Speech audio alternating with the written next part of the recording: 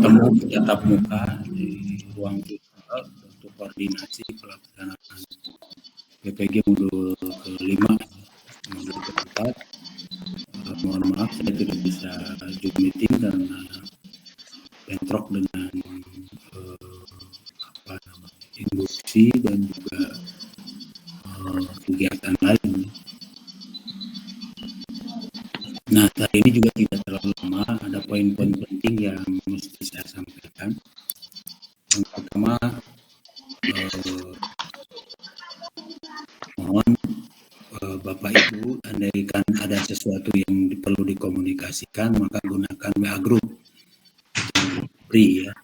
Saya katakan berulang-ulang karena kalau pakai Japri itu beresiko tidak terbuka karena banyak sekali nomor-nomor yang masuk ke saya, terutama mahasiswa S1 yang sekarang baru memulai perkuliahan ya. Itu belum saya saving, jadi nomor-nomornya tidak dikenal, sehingga kalau tidak dikenal biasanya saya menggunakan WA Group di kelasnya masing-masing termasuk di PPG ini.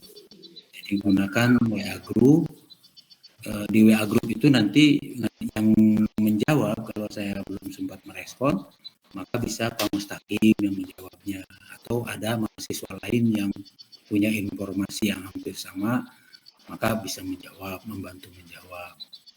Yang kedua, WA Group itu beberapa saya pin sehingga muncul di atas terus ya. Nah, kalau Japri itu kedua ketutup lagi. Dan juga nampaknya kurang etis. Kalau Japri itu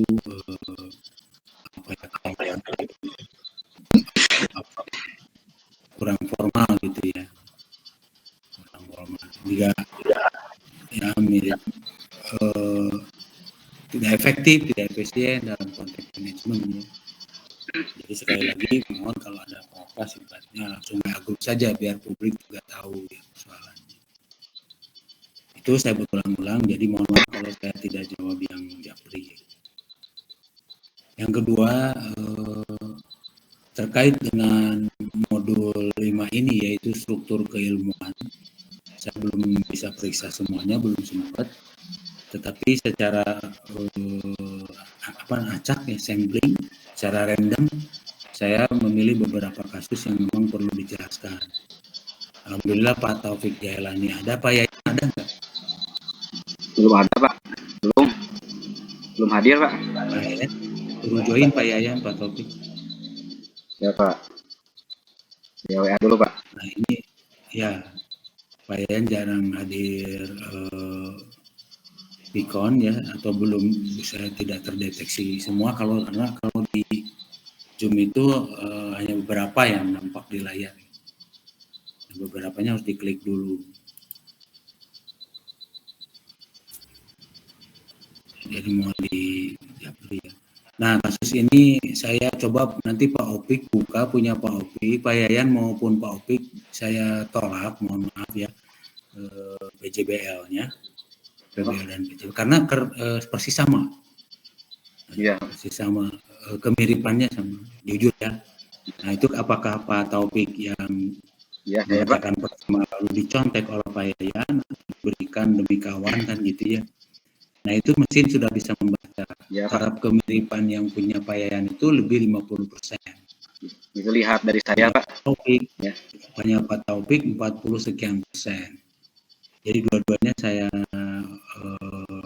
kirim ulang, lalu mohon direvisi. Ya. Iya Pak. Jadi yang pokok-pokok saja sih kalau saya tidak terlalu mendetail sampai ke substansinya. Yang penting strukturnya PJBL sekarang sudah mulai jelas, strukturnya ada abstrak, pendahuluan, pembahasan gitu ya, simpulan, referensi gitu. Jadi mengarah ke artikel untuk naskah jurnal, ke artikel yang utuh. Ya, isinya itu jangan sampai saling menjiplak, termasuk juga dalam menyusunnya.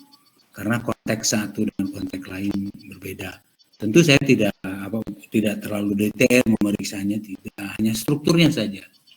Nah kalau sudah terdeteksi kemiripan itu memang harus dikembalikan. Mohon itu, saya menduga sih yang menjiplak Pak Yayan mungkin atas izin Pak Taufik, bolehlah dijiplak diberikan. Iya betul Pak. Sehingga muncul di layar seperti ini Pak. Iya Pak. Jadi tugasnya tugas Pak Yayan, tetapi di layar itu munculnya deskripsi tugas mahasiswa atas nama Taufik Jailani. Iya Pak itu. Jadi udah ketahuan dengan sendirinya. Betul Pak itu. Yang begitu-begituan loh Pak, nongerak kata orang Sunda ya. Kelihatan betul, jadi maaf. Minta kerangka, ternyata dijiplak ya Pak? Ya, ada itu mesin udah bisa nanya. Lalu tentang kemiripan ya Bapak Ibu, ada yang 40%, ada yang 30%. Ini saya cek tugasnya sudah bagus, cuma terlalu tinggi ya taraf kemiripannya. Ada juga yang saya kembaliin, mohon dikurangi lagi kemiripannya. Itu dalam rangka menaikkan grade nilainya. Itu kalau enggak diperbaiki ya sudah nilai seadanya, karena itu yang paling kasat mata. Jadi kalau kemiripan 40%, logikanya nilai itu tidak bisa mencapai 80, harus 70 atau mungkin di bawah itu. Kalau yang di atas 50%, kemiripannya pasti tidak lulus sebetulnya, 65 nilainya atau 69. Ya, kelihatan banget soalnya. Kalau yang lain-lain sih yang sifatnya lebih detail ya kan tidak terlalu inilah gitu. Yang penting saya percaya bahwa Bapak Ibu memang membaca modul itu dan meresumnya. Kemudian juga di resum sama ya. Di resum itu saya hanya menuntut tiga hal saja. Ada bagan peta konsep. Lalu tidak terjebak pada pointer. Jadi jangan 1, 2, 3, 4 atau titik kayak bikin PowerPoint gitu, jangan. Sifatnya naratif. Jadi ke pinggir gitu ya penjelasannya itu. Kalau ada penjelasan rukun Islam ada 6, 1, 2 syahadat, 2 sholat, terus ke pinggir ya gitu, jangan ke bawah. Nah Bapak Ibu selalu ke bawah karena selalu ingin berpikir selalu ingin halamannya banyak. Sebetulnya yang diukur itu kata. Jadi satu harus ada bagan, kedua jangan pointer, ketiga rata-rata kelemahan itu di poin nomor 2 dan nomor 3, di kolom nomor 2 dan nomor 3 terlalu minim. Jadi sekali lagi, saya berharap agak panjang saja beberapa istilah dijelaskan, kenapa sering keliru dipahami, jelaskan gitu. Ya 1-2 paragraf gitulah narasi. Kalau yang ringkasan, yang kolom 1 ya ada sekitar 5 paragraf sampai dengan 10 paragraf. Jangan terlalu sedikit juga ya. Masa dari 30 halaman cuma 1 halaman itu berarti 750 kata. Jadi jangan terlalu sedikit lah, mungkin sekitar 2-3 halaman lah paling tidak. Berarti biasanya 1 halaman 750 kata, maka 750 dikali 3 ya 1.500, 2.500 kata atau 2.250 kata. Keseluruhannya itu. Yang dihitung itu kata, bukan halaman. Itu. Jadi itu 2 ya, 1 bagan harus ada. Supaya maksimal, ini karena menjelang akhir. Logikanya di akhir itu nilainya harus besar-besar. Karena sudah jadi terbiasa dan sudah dipahami aturan mainnya. Itu. 3 ya, dalam hal resume yang menurut saya baik ya. Ya insya Allah nilainya di 90-an lah. Bagan peta konsep harus ada, kemudian sifatnya naratif ya, paragraf. Sifatnya paragraf. Bukan pointer 1, 2, 3 ke bawah gitu. Meskipun ada unsur 1, 2, 3 silahkan ke pinggir. Nanti dilihat itu paragraf, jumlah paragrafnya kurang. Dalam 1 paragraf tidak mungkin 1 kalimat. Syaratnya itu paling tidak 3 atau 5 kalimat. Gitu. Jadi ditulis dalam naratif ya. Gitu, bukan pointer style. Yang ketiga poin nomor 2 dan 3 mohon diperbanyak sedikit. Agak ya 1-2 paragraf lah, 2 paragraf atau 3 ya. Kalau di poin nomor 1 ya 5 paragraf atau 7 paragraf udah cukup. Poin 3-nya ya 1-2 paragraf gitu.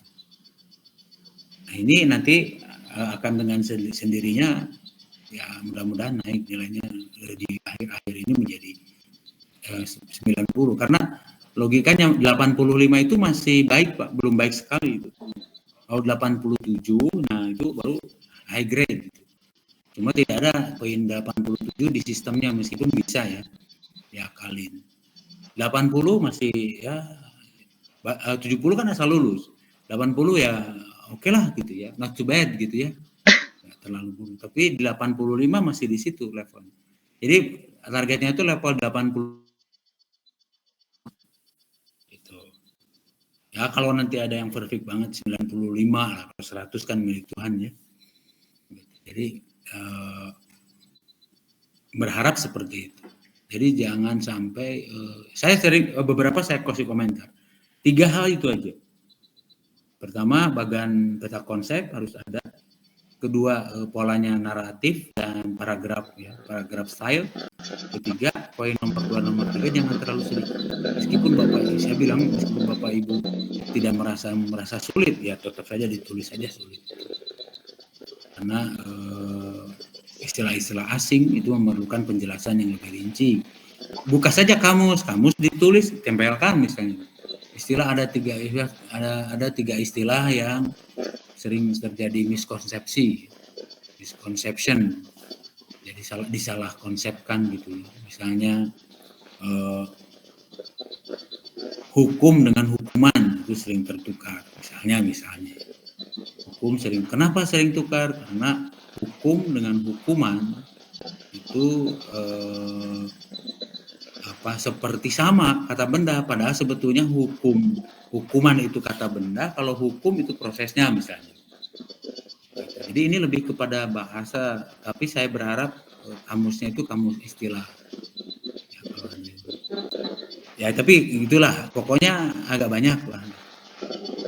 Berikutnya tadi sudah jangan menjiplak ya tingkat kemiripan baik di resume maupun di terutama PBR karena formatnya baru seperti salah gitu ya. Nah ini saya berikan contoh seperti ini. Ini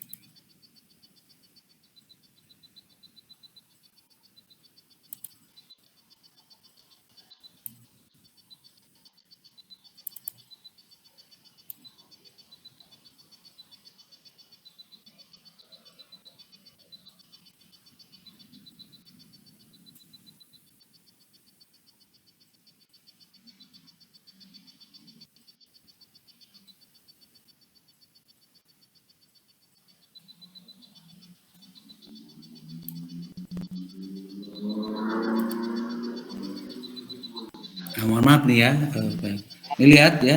Nah di sini atas nama Pak Yayan, tetapi di sini deskripsi tugasnya atas nama Pak Taufik. Berarti memang saling tukar gitu ya. Itu yang kalau maka tekniknya harus diparafrase. Jadi misalnya punya Pak Taufik mau diserahkan ke Pak Yayan harus memparafrase. Punya Pak Taufik mau dijadikan acuan oleh Pak Edi, harus dibuat kalimat sendiri. Jangan sama. Memang pas saya cek sama gitu. Ya, Pak. Dua-duanya bisa. Nah, teknik memparafrase itu caranya adalah membaca satu dua paragraf lalu diringkas dengan pikiran sendiri. Itu lebih bagus. Ya.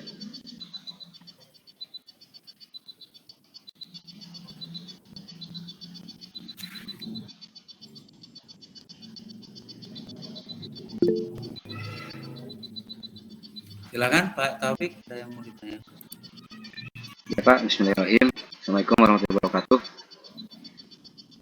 Ya, kebetulan Pak yang PJBR itu, Pak Yayan itu minta kerangka dari saya. Lihat ya, untuk gambaran katanya gitu. Dan ternyata sama semuanya. Jadi termasuk penjiplakannya. Karena yang diberikan bukan kerangka ya jadinya ya. Yang nakal jadinya. Ternyata yang dimasukkan sama. Yang sudah diberi kebaikan. Jadi karunia Taufik jadi kena juga. Gitu. Nah, jadi berubah lagi dengan kata-kata sendiri. Makanya resume itu bagusnya dibaca dulu sampai tamat, apa yang nempel dalam pikiran, baru diketik, sehingga asli. Gitu. Tapi saya paham Pak, tapi tenang saja penting kan kita payan di toel gitu ya, tolong diubah payan ya, karena kelihatan banget yang begituan. Nanti saya juga kurang ikhlas ya dalam menilainya itu. Siapa? Makanya diuihkeun heula nya banyak kayak di nupa taufik biasa dikurangi itu masih 40%. Jadi maksud saya supaya grade-nya naik, kurangi saja memang syaratnya kan maksimal 50%, tapi kita ambil 20%, 25%. Dengan kondisi seperti itu, maka saya bisa aman menaikkan nilai sampai ke 90 atau sampai ke 85 minimal. Ya, asalnya itu 0% Pak, alhamdulillah deh, nyoba pertama. 0% nggak masalah ya. Tapi pas mau direvisi lagi dengan motif dari buku kurikulum Merdeka dari kelas 4, pas di-upload jadi naik 40%. Nah, ya. Karena motifnya tidak diparafrase, tidak dibuat kata-kata sendiri. Jadi langsung di copy paste gitu, saya di blok lempelin. Ya. Itu satu paragraf saja tinggi Pak itu. Kalau sama sekali tanpa diubah itu tinggi. Jadi yang dibutuhkan adalah pada saat melakukan, tahu ya parafrase ya? Parafrase Bapak Ibu tahu nggak? Jadi mengutip dari buku atau artikel dengan kata-kata sendiri. Ya. Klik aja di parafrase itu. Di KBBI ya. Memang harus latihan ini, harus praktek latihan. Ada satu lembar misalnya, coba di ini, nanti diketik, dirumuskan sendiri gitu. Nanti pasti beda antara gaya bahasa seseorang. Muncul juga nanti bahasa-bahasa Sunda dan sebagainya, itu khas ya. Nggak masalah. Review ya Pak? Seperti review buku gitu Pak? Bukan di review. Kalau di parafrase itu, satu paragraf, lalu udah tutup bukunya, lalu ketik sendiri apa yang nempel. Kalau review itu dinilai, diedit lah kalau review. Review itu bukan diedit ya, dicek benar salahnya. Itu review konten. Tapi kalau parafrase itu Bapak Ibu baca 1 halaman, kemudian dari 1-2 halaman itu apa yang menempel dalam pikiran diketikkan. Itu parafrase dengan kata-kata, dengan gaya kata-kata sendiri. Jadi tidak memindahkan plug dari buku gitu atau dari artikel. Sekarang kan banyak teknologinya, dicegat lagi oleh teknologi. Jadi ketika Bapak Ibu copy paste menggunakan teknologinya, diceknya itu oleh Turnitin, oleh Grammarly gitu. Ya mohon, kan keuntungannya 2, selesai tugas dan juga pemahaman. Kalau pakai parafrase otomatis akan paham menurut versi kita sendiri itu. Dan itu penting ya buat UP nanti. Pemahaman seperti itu. Dalam 1-2 halaman misalnya dibaca sendiri, udah dibaca, yang nempel apa saja yang nempel tulis saja. Nah, itulah resume. Jadi highlightnya. Yang inti-intinya bukan pointer. Berikutnya masih di PBL. Lalu di situ mencoba menulisnya dalam bentuk karya tulis ilmiah. Saya latih ya. Pertama ada bagian 1 pendahuluan, kemudian temuan dan pembahasan, lalu kemudian kesimpulan, lalu referensi. Itu sudah diformat academic writing ya. Dibuat format seperti academic writing. Nah, silakan Bapak Ibu, pesan saya nih, kutiplah buku-buku dosen UIN Bandung, termasuk buku saya. Kutip, bukan buku ya, karya tulis ilmiah. Coba kita sekarang akan coba buka Google Scholar ya. Caranya itu cek Google Scholar. Ada yang sudah bisa buka Google Scholar?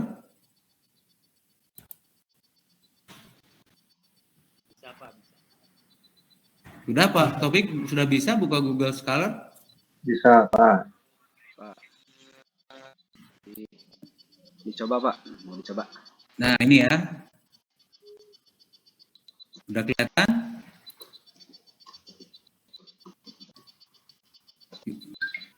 Nah ini klik saja di Google ya, Google Scholar atau Google terdekat. Ya. Nah, di sini ada kelihatan citasinya berapa ya. Nah, di sini cari buku-buku yang relevan dengan PJBL itu. Nah, yang ya, karena ini struktur keilmuan PAI, Bapak bisa kutip Filsafat Manajemen Pendidikan Islam, Paradigma Keilmuan Manajemen Pendidikan Islam. Di dalamnya ada paradigma keilmuan pendidikan agama Islam. Seperti yang di PBL itu, di analisa bahan ya. Analisa bahan ajar itu saya pilihkan salah satunya adalah paradigma keilmuan PAI.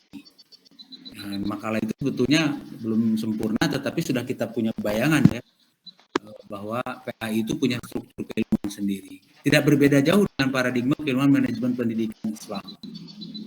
Tuh, diklik, tinggal dikutip, klik. Nah, nanti ditelusuri di sini. Nah, di sini ditelusuri Pak, nih dari nanti dia muncul. Nah, udah download. Kalau begitu download, dia muncul. Nah, makalahnya muncul artikelnya.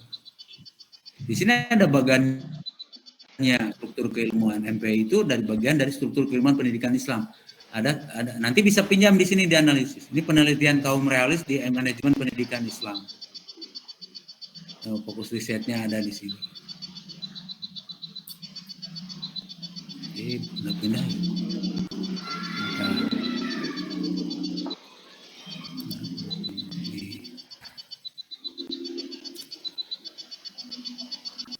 Stop sharing.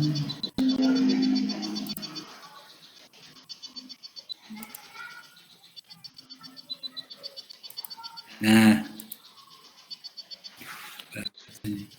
kutip saja di situ. Nanti di sini atau di download dulu. Nanti di sini ada berapa yang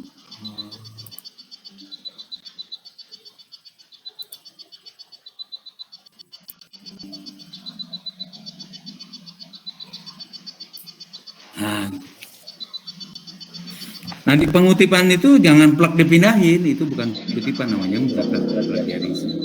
Satu paragraf, pahami sendiri. Nah, ini bisa salah satunya. Caranya begitu. Kita cari yang artikel lain ya. Yang relevan dengan PAI. Kalau tidak salah ada artikel yang bersama mahasiswa pasca sarjana ya.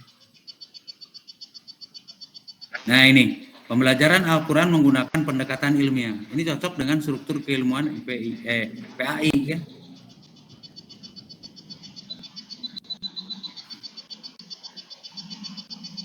Ini analisis metode penelitian kuantitatif dalam MPI. Bisa diubah oleh Bapak dimasukkannya menjadi penelitian kuantitatif. Coba kita yang ini Pak ya. Analisis metode penelitian kuantitatif dalam manajemen menggunakan apa? Kutip lagi di sini.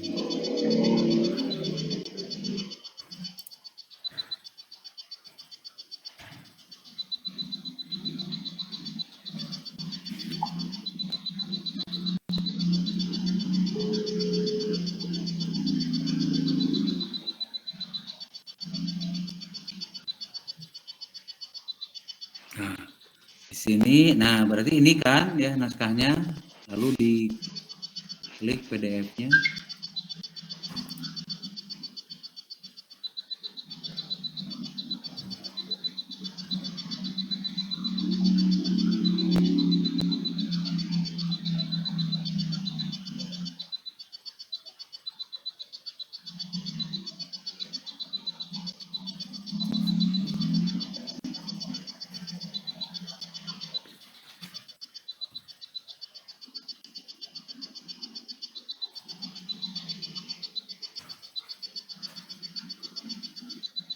Download, ya keluar. Nah, keluar naskahnya. Coba saya ganti dulu.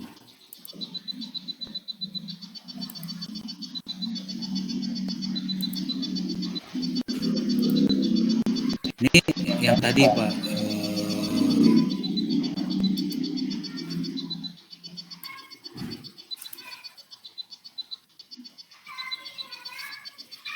Nah, ini keluar lagi naskah Kalau yang kutip lagi, gitu. Irawan ada di sini. Analisis metode penelitian kuantitatif dalam manajemen pendidikan Islam. Jadi struktur keilmuan MP itu bisa meniru metodologinya dari sini. Itu, caranya itu bisa dipahami ya, bisa dimengerti, bisa dicoba ya, harus dicoba. Nanti saya cek Pak di PBL ini, terutama yang belum dan yang sedang revisi, ada nggak ngutip nggak karya tulis ini? Kelihatan. Ngutip nggak karya tulis ini? Bisa sampai sini bisa dipahami, harus dicoba ini Pak, skill ya. Kalau yang belum pernah, nanti tinggal bagaimana cara ngutipnya berikutnya. Ya. Kalau udah paham cara mencarinya, cara mencari naskah dari karya dosennya, termasuk dari saya, ya, nanti saya cek. Wah ada nih ngutip artikel saya, karya tulis saya, wah saya kasih 90 misalnya gitu. Kalau enggak ya 80 aja gitu kan misalnya gitu. Ya itu.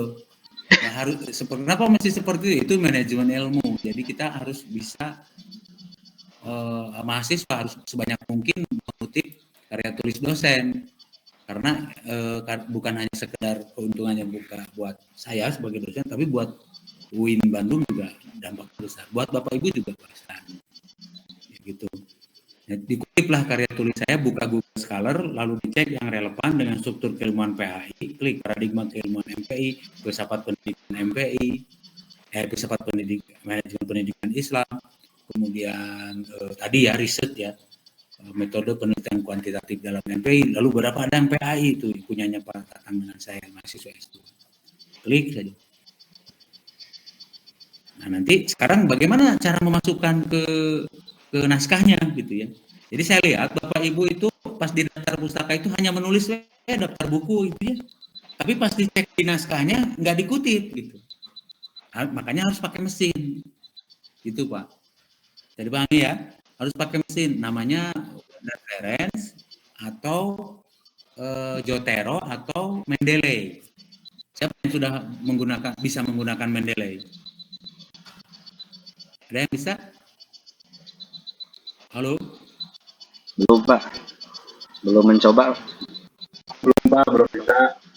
Belum bisa. Nah, saya tidak akan mendemonstrasikan Mendeley, tapi mendemonstrasikan word reference yang mudah saja. Ya Pak. Jadi sekali lagi Bapak Ibu, yang dimaksud daftar pustaka bukan menulis berjejer buku dan artikel. Bukan daftar buku dan daftar artikel, tapi begitu betul-betul dikutip di dalam tubuh teks itu. Maka kalau Bapak menulis 10, 20, bahkan 100 tetapi tidak dikutip, tidak berarti apa-apa. Nah, sekarang kita coba bagaimana cara mengutip ya.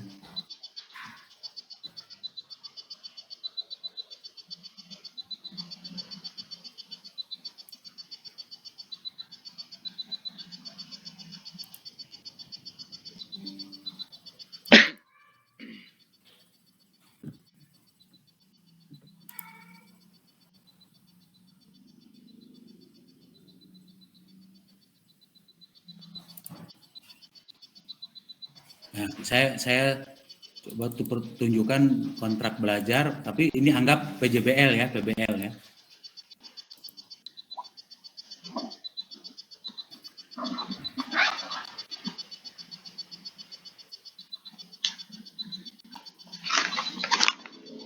Oke, sebentar, supaya lebih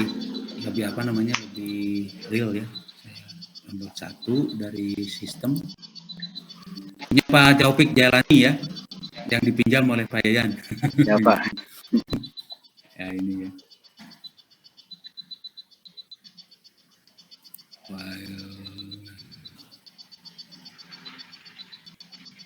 Oh ini PDF ya bentuknya, mohon maaf nggak bisa ya. Kita pakai yang Word. Jadi yang dalam bentuk Word yang memungkinkan bisa.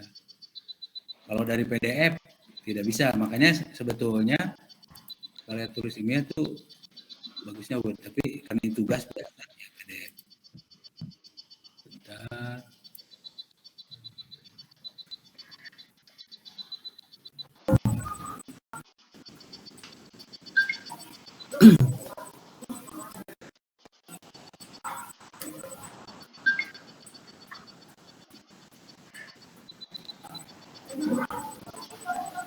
Kita pakai yang kontak belajar. Share.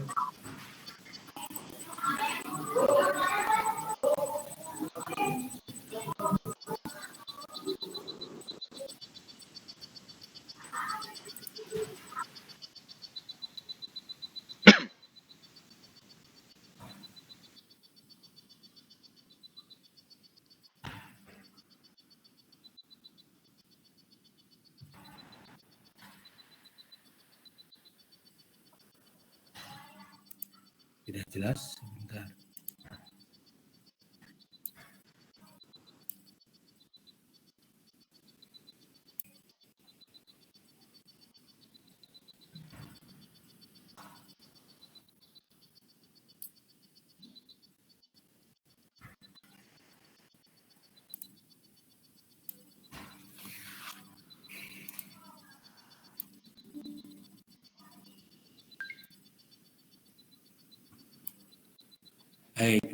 Kelihatan ya? Tapi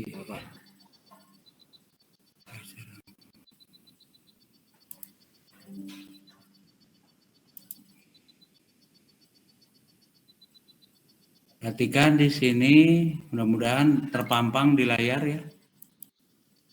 Kelihatan Pak ya? Ada Pak.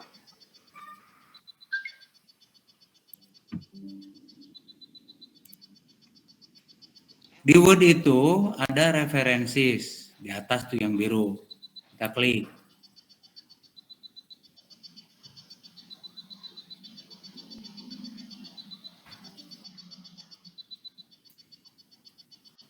Nah, ini ada mesin namanya Mendeley ya, tapi mungkin sulit pakai Mendeley.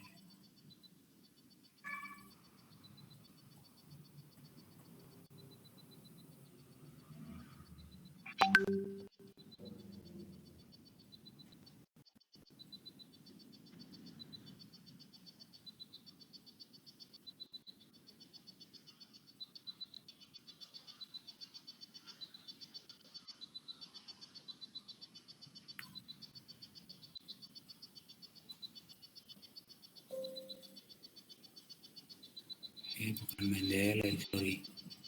Ini referen. Nah, di sini.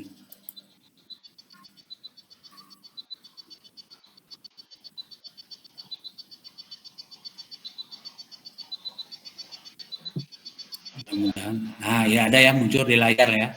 Mau pelan-pelan. Dari situ sudah sampai ke buka ini, baru new, klik new. Nah, di sini kita lihat yang cetak biru ini, yang ini apakah sumbernya buku atau artikel jurnal atau buku raport atau proceeding atau book section, itu artinya buku kompilasi. Jenis-jenisnya banyak. Ada electronic search, sumber-sumber elektronik misalnya berita-berita televisi, dokumen dari website atau website, film, interview, wawancara, kasus, dan seterusnya. Banyak ya sumber itu. Saya hanya mengatakan bahwa sumber referensi itu bukan hanya buku. Film juga jadi bisa sumber referensi, video ya. Saya ambil misalnya buku ya. Buku. Klik buku. Berarti ada penulisnya, misalnya Irawan. Bukunya itu filsafat, manajemen, pendidikan, Islam. Tahun 2019. Kotanya Bandung, penerbitnya Rosda Karya. Ini data sebetulnya udah cukup Pak segini. Kalau mau lebih banyak lagi, dibuka, diklik lagi banyak. Sila yang kosong-kosong tinggal diisi. Ya segini saja dulu. Ya. Lalu saya klik OK. Muncul di sini Pak. Ya, bagian kanan atau dan kiri ini. Kanan dan berarti sudah masuk ke kotak pengumpulan sumber itu. Close. Nah, saya mau ngutip buku itu yang tadi saya masukkan itu. Diklik insert citation. Bukunya Irawan, Filsafat Manajemen Pendidikan Islam. Dia otomatis masuk Pak tuh. Otomatis masuk. Jadi nggak usah ngetik. Lalu di bagian akhir saya masukkan ke menjadi referensi daftar pustaka. Klik bibliografi, klik referensi, muncul sendiri.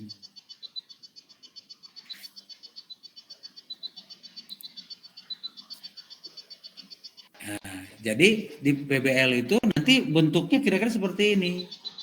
Dan otomatis di dalamnya tadi dikutip. Nah, bukan sekedar nulis, Bapak Ibu nulis, tapi di dalamnya tidak dikutip. Ya, itu salah. Cukup? Bisa dipahami ya? Ya, coba kerjakan. Nanti ada modul 6 ya. Modul 6 enggak? Atau nanti dimoderasi sama saja. Jadi nanti polanya seperti ini. Mesin. Karena itu, nah, sifatnya otomatis. Nah, ini pasti beda kan warnanya, kemudian di sini juga pasti. Dan pasti kalau ditulis di sini pasti akan muncul dengan sendirinya di sini. Jadi Bapak menulis di sini tapi di dalamnya tidak ada, itu bohong-bohongan. Dan itu tidak tercatat sebagai sebuah proses karya tulis ilmiah zaman sekarang.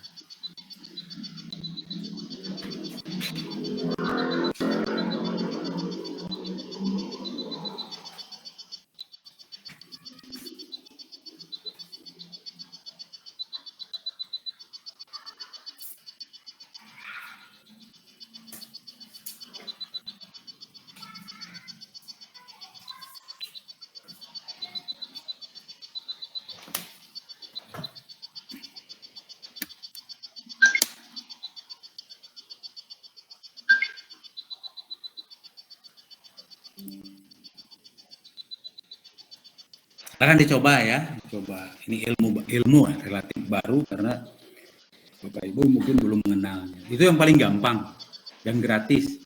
Jadi di dalam pada saat mengetik di Word, di atasnya ada reference, klik. Kemudian setelah itu diklik Word reference, kemudian klik ke insert, new ya, ke new, masukan yang akan dikutip. Udah gitu disitasi, ada sitasi, klik sitasi, gampang. Harus latihan. Nah, sekarang tuh menulis makalah tuh begitu sekarang. Sampai sini ada yang mau nanya yang tentang bagaimana mengutip menggunakan mesin. Pak Sandi silakan. Ya, Pak, Assalamualaikum warahmatullahi wabarakatuh. Salam. Izin bertanya Pak terkait kutipan. Saya itu kemarin kebingungan. Yang pertama itu dari pengutipan dari skripsi. Soalnya di menu Word referensi untuk skripsi itu nggak ada. Kalau skripsi masuknya ke kategori mana? Nah, yang kedua, saya itu juga kebingungan ketika mau mengutip dari orang yang mengutip dari orang lain, Pak, dari jurnalnya misalkan. Di dalam jurnal mengutip dari orang lain dan saya mau dikutip lagi sama saya. Itu untuk mekanisme pengutipannya seperti apa, Pak? Terima kasih, Pak. Yang pertama, sama-sama bagus. Yang pertama, yang skripsi bisa report. Skripsi itu laporan penelitian. Oh, iya. Nah, tapi kalau skripsinya dipublikasikan ke proceeding atau ke artikel jurnal, maka boleh skripsi itu yang diambil yang dari artikel jurnal. Seperti di jurusan MPI, di jurusan saya itu hampir semua skripsi mahasiswa sudah dibuat ke format jurnal. Bahkan kabarnya Menteri Pendidikan itu tidak wajib skripsi. Tapi penelitiannya harus tetap dilaksanakan. Hanya laporannya bisa dalam bentuk artikel jurnal, bisa dalam bentuk skripsi. Nah, itu riset reportnya skripsi. Yeah. Tadi ada kolomnya ya, klik saja report. Yeah. Bagaimana sekarang kutipan-kutipan gitu ya, misalnya Irawan mengutip Peter Kolakowski misalnya, struktur keilmuan, atau saya mengutip Boga Faras untuk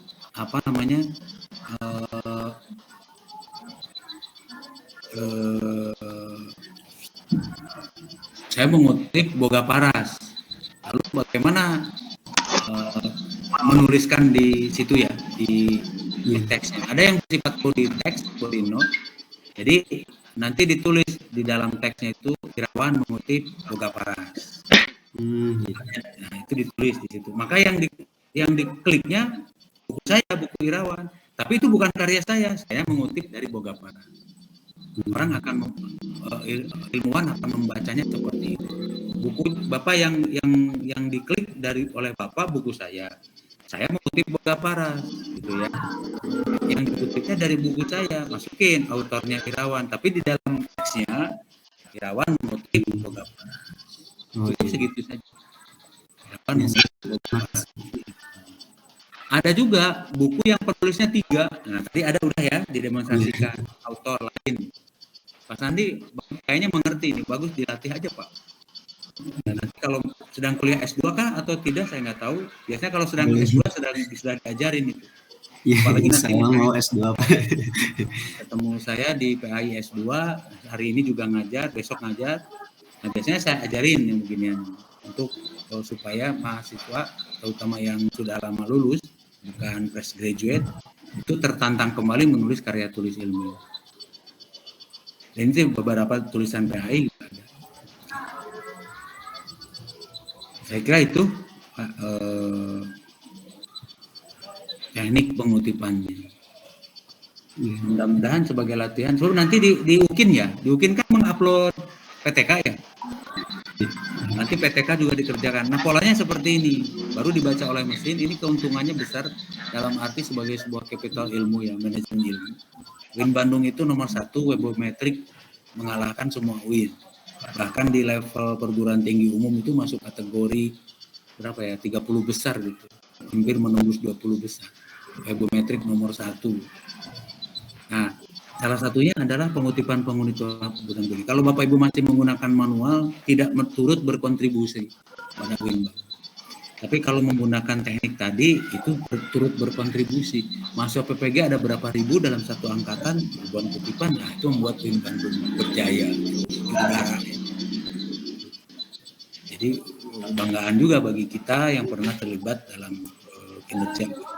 Sampai sekarang masih bertahan, alhamdulillah. Mudah-mudahan ke depan juga bertahan. Bahkan bisa mengejar universitas-universitas besar semacam UI, ITB yang meskipun berat. Nah, itu salah satunya. Ada lagi yang bisa ditanyakan di PJBL itu pendahuluan, isinya masalah itu sudah ada instruksinya kan sebetulnya ya. Nah, kejarannya konkret saja. Intinya harus konkret, jangan mengarang gitu intinya. Membuat makalah selalu mengarang bebas, gitu ya. Mengarang bebas. Dulu kan begitu ya. Kalau sekarang bukan mengarang bebas, menjiplak bebas gitu.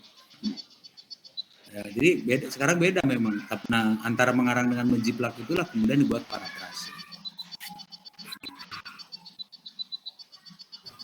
Dicoba saja. Insya Allah bisa dan terlatih, lama-lama terlatih. Kemudian dicoba masih sifatnya tugas. Ada beberapa yang belum konkret ya kasus-kasusnya. Jadi saya lebih menyukai itu terjadi di kelas daripada keluar kelas tidak jelas datanya. Struktur keilmuan MPI misalnya, untuk struktur keilmuan MPI itu agak beda ini ya. Kasus-kasusnya lebih kepada bagaimana orang memandang PAI, pendidikan agama Islam itu bukan sebagai karya ilmiah, bukan sebagai bidang ilmu yang ilmiah. Karena orang-orang itu menganggap bahwa pendidikan agama Islam, ada kata Islamnya itu dianggap sebagai doktrin agama saja. Tapi sebetulnya menjadi ilmu. Jadi PAI itu sebuah disiplin ilmu gitu loh maksudnya. PAI itu adalah sebuah disiplin ilmu, bukan wacana. Oleh karena itu, ketika mahasiswa disuruh melakukan penelitian tindakan kelas, maka judulnya penelitian bukan makalah. Jadi PAI itu sains. Sains artinya ilmu ya, bukan wacana, bukan kajian. Kenapa orang masih menganggap PAI itu bukan ilmu? Karena ada Islamnya. Nah, Islam itu isinya doktrin, bukan hasil penelitian. Maka publik menganggap PAI itu bukan ilmu, tapi hanya kajian. Tapi sebagai orang PAI itu harusnya memang menganggap PHI itu ilmu dan membuktikannya kepada publik bahwa PHI itu ilmu. Salah satu yang saya tekankan kemarin, janganlah Bapak Ibu mengajarkan kepada anak didik mazhabnya yang hanya mazhabnya yang dimiliki oleh Bapak Ibu. Jadi harus mengajarkan banyak mazhab, terutama dalam fikih. Ya. Fikihnya fikih Bapak Ibu menganut fikih Imam Syafi'i. Nah, mengajarkan ke anak didik itu jangan hanya mazhab Imam Syafi'i, harus ngasih tahu kalau di Hambali begini, kalau di Hanafi begini gitu. Itu bedanya guru PAI yang ilmiah dengan guru PAI yang non ilmiah. Itu perspektif ya, keilmuan, perbedaan sudut pandang dan perspektif dalam fikih, dalam ilmu kalam, dalam sejarah peradaban Islam, kan sering terjadi perbedaan persepsi, perbedaan teori ya. Masuknya Islam ke Indonesia abad keberapa? Ada yang menyebut abad ke-8. Teori siapa? Snow or Gronje misalnya gitu. Teori siapa lagi? Teori Gujarat misalnya siapa lagi? Teori siapa lagi? Abdullah misalnya. Nah, perbedaan itu menunjukkan ilmiah. Kalau ngaji kitab itu, kalau di kitab ini apa? Kitab Sapinya apa? Gitu ya. Islam apa? Di Duratun Nasihin apa? Gitu. Tafsir juga sama. Alfiyah apa? Jalalain apa? Ibnu Katsir apa? Gitu. Tafsir itu sama. Itu ciri ilmiah. Ciri ilmiah PAI. Gitu. Jadi bukan doktrin yang diajarkan, tapi berbagai perspektif. Nah, guru PAI yang profesional itu diharapkan begitu. Satu, itu baru salah satu saja. Objek yang ditelitinya adalah objek yang empiris. Contoh apa yang empiris itu Pak? Ya RPP. RPP itu empiris. Dicek RPP-nya, kekurangannya apa, kelebihannya apa. Review dari dosen nanti di RPP, di lokakarya itu empiris. Jadi bukan hanya sekedar doktrin dari Al-Quran dan hadis, tetapi juga ada bukti-bukti empiris. Ada RPP-nya bisa di-print, dianalisis, ada sekolahnya, ada kurikulumnya, ada materinya. Materinya meskipun dari Quran dan hadis, karena perspektif tafsir berbeda, tafsir hadisnya berbeda, tafsirnya juga berbeda, kitab-kitabnya berbeda, bukunya berbeda, itu menjadi empiris. Itulah bedanya guru PAI ilmiah. Kenapa modul 5 ini struktur keilmuan PAI ini muncul? Karena itu ingin membedakan guru PAI yang sudah lulus PPG dengan guru PAI yang otodidak. Kalau guru PAI yang otodidak cenderung mengajarkan mazhab yang dimilikinya, mazhab yang dianutnya. Tapi kalau guru PAI profesional, berbagai mazhab diberikan kepada anak. Apalagi kalau anaknya bertanya, Pak, kenapa di tempat saya itu kalau imam membaca Al-Fatihah, surat Al-Fatihah tidak membaca bismillah. Nah, ada teorinya kan gitu. Meskipun Bapak Ibu memang kerap kali tidak mengucapkan bismillahnya, tidak didohirkan gitu. Tidak diucapkan secara keras. Tapi jangan ke anak-anak, oh nggak boleh itu, harusnya tidak diucapkan. Nah, tidak. Ada teorinya. Nah, diucapkan dohir itu begini, teorinya yang disembunyikan atau yang disirkan itu begini teorinya. Begitu caranya guru profesional itu. Jadi sekali lagi jangan mengajarkan mazhabnya, ajarkanlah berbagai perspektif. Itu salah satu ciri ini. Demikian Bapak Ibu sekalian, saya kira tidak terlalu panjang-panjang, hanya kita mencoba terus-menerus memperbaiki proses ini. Nanti tes formatif untuk besok disiplin saja ya, pokoknya jam berapa siap-siap. Saya berharap tidak ada lagi yang tertinggal, sehingga lebih tepat waktu, mungkin 1 jam. Kemarin Pak Mustaqim mengumumkan 1 jam sebelumnya, atau saya nggak tahu karena saya sedang bentrok ya dengan pekerjaan lain. Tapi selalu komunikasi baik melalui WA atau grup terutama ya, atau melalui Pak Mustaqim. Jadi saya telepon Pak Mustaqim, tolong kasih tahu Mas PG seperti ini, sekarang kerjaannya apa.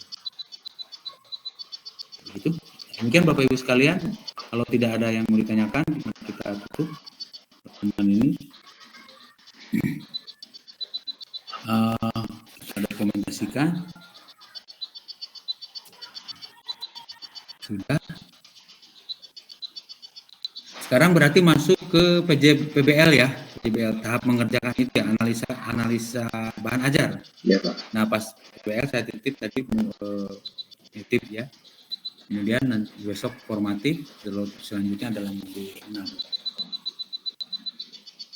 Baik, saya kira itu saja yang bisa saya sampaikan. Mudah-mudahan ada manfaatnya. Mari kita tutup perkuliahan ini dengan mengucap hamdalah bersama-sama. Alhamdulillahirobbilalamin. Turun Bapak. Wallahul muwaffiq ila aqwamit wabillahi taufiq wal hidayah wal inayah ihdinas siratal mustaqim. Ya,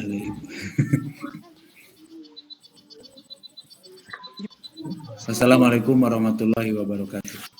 Waalaikumsalam warahmatullahi wabarakatuh. Terima kasih Bapak. Silakan kalau mau live duluan. Ya Pak.